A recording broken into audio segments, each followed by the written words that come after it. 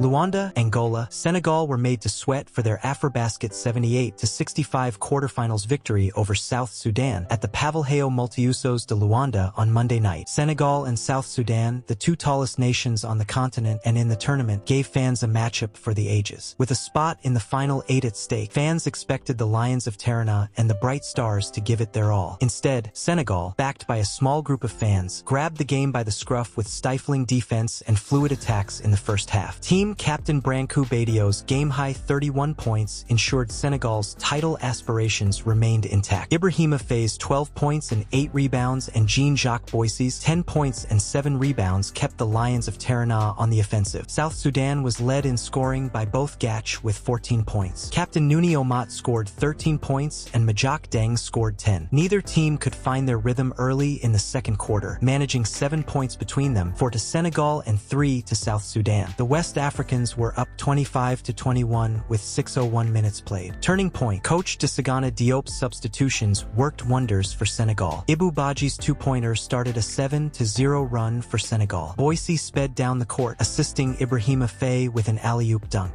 Coach Luanda Deng called for a timeout, but it did little to stop Senegal's momentum. Another slam dunk, this time from Mustafa Faye, and a Boissy free throw made it an 11-point game, 32-21. Senegal raced to a 12-0 run, closing the quarter 46-25. Hero, Ibu Badji scored 9 points and went to war in the paint for his country, grabbing 13 rebounds and blocking 2 shots. Stats don't lie. South Sudan head coach Luanda Deng later admitted that his team lost the game in the first half when they trailed by as many as 25 points. Kendale McCullum scored the opening baskets through 2 free throws for their only lead of the game, but Brancou Badio responded with a 3-pointer to put Senegal in the lead. Senegal never trailed again. Fast break points were key for Senegal, who outscored South Sudan 32-19 in that category. The Senegalese team was aggressive in the paint, scoring 17 second-chance points compared to South Sudan's 10. Bottom line, Senegal's strong start set them up for victory, regardless of South Sudan's efforts. As they struggled to find the smooth offense of earlier quarters, Senegal would have welcomed the end of the third quarter. Omat added 8 points and McCallum added 4. Meanwhile, Jacques and Deng powered South Sudan to outscore Senegal 29-16 with 8 and 3 points, respectively. The Bright Stars cut Senegal's lead to 8 points, 62-54, going into the fourth quarter. However, the Lions regained the initiative and secured a 13-point victory. They can now rest and prepare for the West African Derby against Nigeria. This loss marks the end of South Sudan's 2025 AfroBasket journey. What they said, "We lost the game in the first half. I thought the guys, we regrouped in the second half, and I wish we had played like that the whole game. This basketball, it happens. We hate to lose, but we set a really good brand for who we are. All of us, players, staff, we are all disappointed because we hold high standards, but I am very happy for African basketball because the players deserve. The game is getting better and the players are better. The more teams get better, the more respect we'll get as a whole." South Sudan head coach Luanda Deng. "We just stayed poised the whole game. It's a game of momentum. They had their run, but we kept our heads held high, focusing on playing defense." Senegal shooting guard Jacques Boissy.